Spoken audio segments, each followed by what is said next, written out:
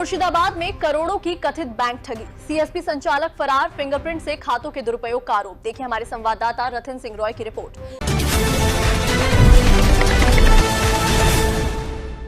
क्या सिर्फ एक फिंगरप्रिंट आपकी जिंदगी भर की कमाई को खतरे में डाल सकता है? क्या बैंकिंग सुविधा के नाम पर गांव के गरीबों के साथ करोड़ों रुपए की कथित ठगी हुई है?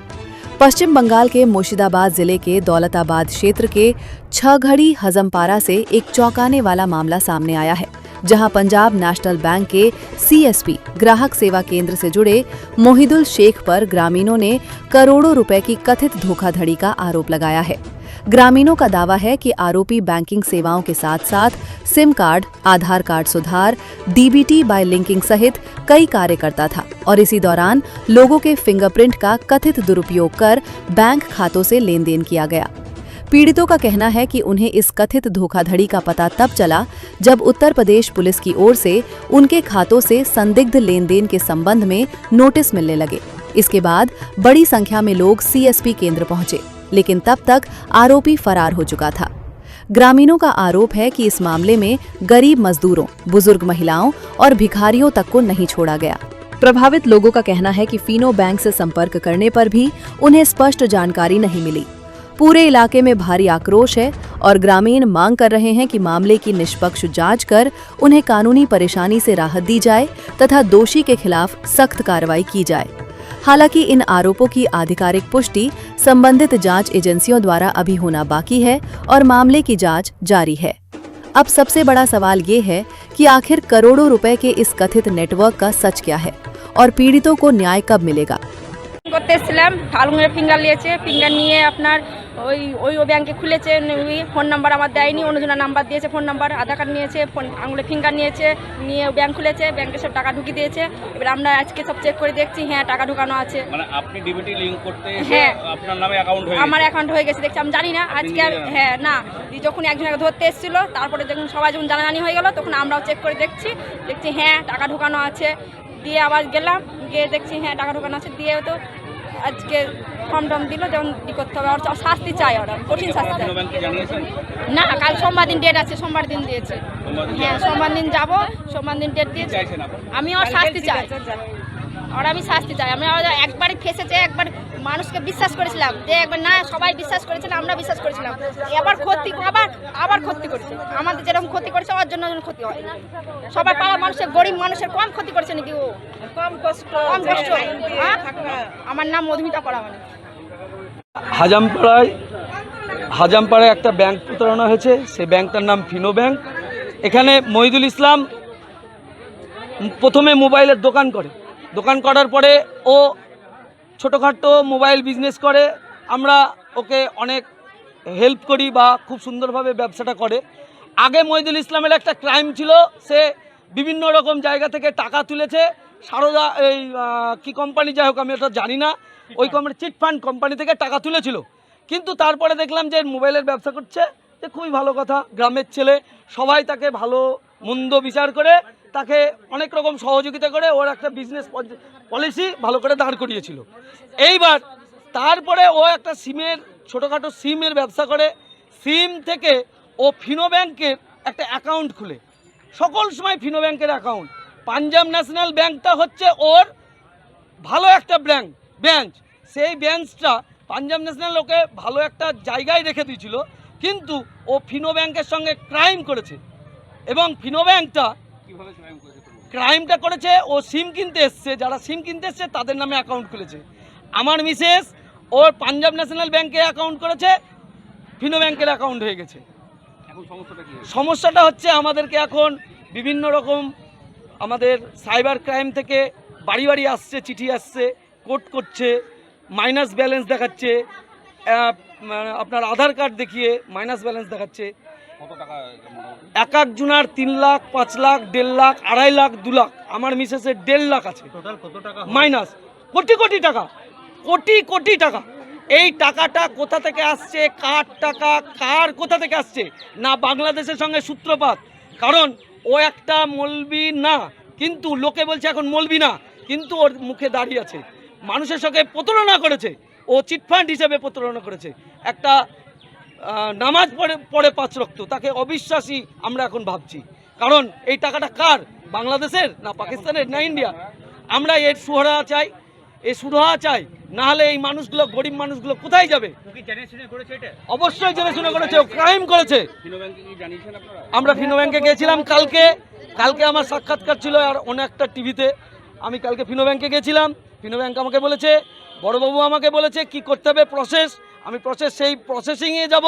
হ্যাঁ, কিন্তু আমি ওর ভিটেতে ঘুঘু ছাড়িয়ে ছাড়বো, কারণ আমি ব্রাহ্মণ, আমার বউকে এরকম ক্রাইম করেছে, ক্রাইমের রাস্তায় ফেলেছে। আমার নাম তুষার মুখার্জি।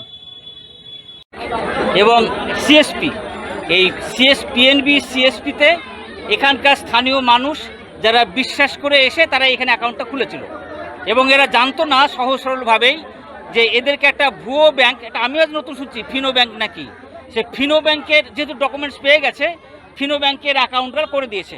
তারপরে সে বিভিন্ন যে অ্যাকাউন্ট হোল্ডার, মানে সম্ভবত এটা হয়তো কেউ বলছে 700, কেউ বলছে 1000 এবং অনেকে খবর পায়নি, এটা হয়তো 1500 পর্যন্ত 1000 ক্রস করে চলে যেতে পারে। এটা গ্রামে প্রায় 5-7খানা গ্রাম একসঙ্গে, এই যে হাজিরাঙ্গা আছে, হাজামপাড়া আছে, ব্রাহ্মণপাড়া আছে, এই পাড়া আছে, মানে বিশাল পাড়া, একই জায়গাতে। এইটাই ফিনো ব্যাংক থেকে এটা হয়েছে।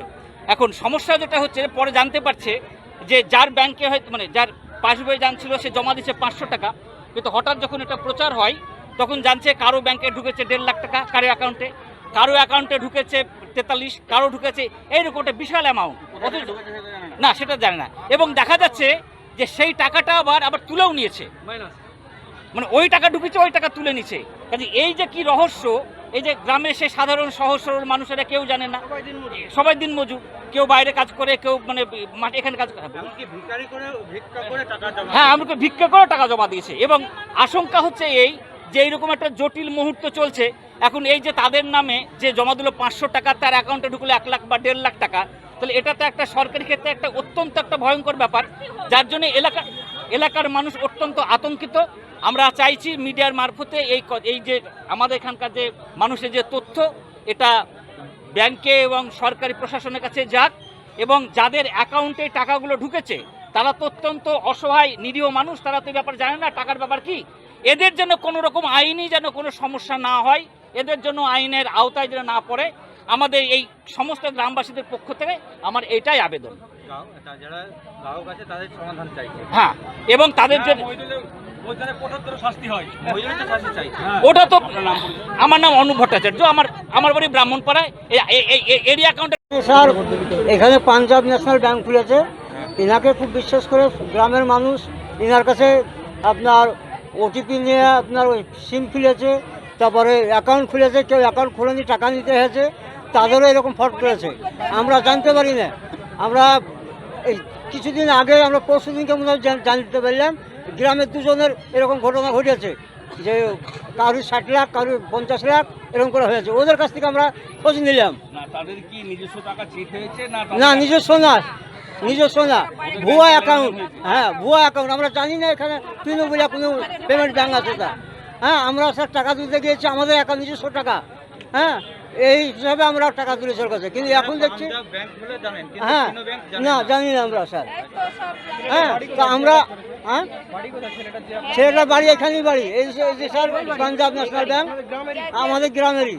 হ্যাঁ, তা আমরা স্যার উপযুক্ত এর ব্যবস্থা চাই, আমরা যাতে বিপদ থেকে মুক্ত পাই। আমরা বিশ্বাস করি, আমরা ফিঙ্গারপ্রিন্ট দিয়ে আমরা সিম তুলেছি এবং আমরা টাকা তুলেছি। এরকম করবে তা জানি না স্যার। এর মধ্যে আরও দুর্নীতি আছে, প্রত্যেকটা জনের অ্যাকাউন্ট যদি সিম দেখা যায় তো সিমের মধ্যে ডুপ্লিকেট করেছে, আমার সিম আপনাকে দিয়েছে, আপনার সিম আমাকে দিয়েছে, এরকম ডুপ্লিকেট আছে। আমরা প্রশাসনের কাছে আমরা বলতে চাই যে আমরা যেন এর থেকে মুক্তি পাই এবং ওর যেন কঠোর থেকে কঠোরতম শাস্তি পায়। আমাদের স্যার আমার মেয়ের ওই ফর্মে দেখা যাচ্ছে 19,400 টাকা, কিন্তু ব্যাংকে কালকে গিয়েছিল, বলেছে যে 18,000 কত টাকার কেস হয়েছে প্রায়। আমার নাম সাইদুদ্দিন শেখ, ছয়ঘড়ি হাজামপাড়া। আমার স্টেট ব্যাংকে বই আছে, শুধু একটাই বই ধরে আমার ছেলে কালা বুকা খাটাখাটি করে, ওইতে আমার সংসার চলে, আমার কিছু নাই। দিয়ে কি করে বই করেছে, করে ওই ই করে দিয়েছে, টাকা ভরে দিয়েছে দিয়ে।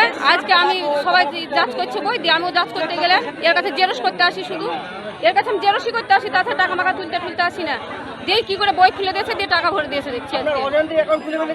হ্যাঁ অজান্তি না, আমি তো আজকে তো আমি তো ই করতে হয়েছি, বই জাজ করতে গেলে আপনার অ্যাকাউন্টে লেনদেন হয়েছে? না আমি লেনদেন করিনি। না আমি করিনি, ওই করে দিয়েছে। টাকা ঢুকেছে, কোথা থেকে ঢুকেছে সেটা জানেন? না আমার তো বই নাই এর কাছে, আমার কিছুই নাই করা। এখন যদি আমাদের কিছু জানলেন কি করে? ওই সবাইকে জাজ করতে দেখলাম, জাজ করতে গেলে কম্পিউটার চেক করতে গেলে টাকা ঢুকানো আছে, এবার ওর সবাই দেখছি সবাই টাকা ঢুকে আছে। আমার নাম মিনতি প্রামাণিক।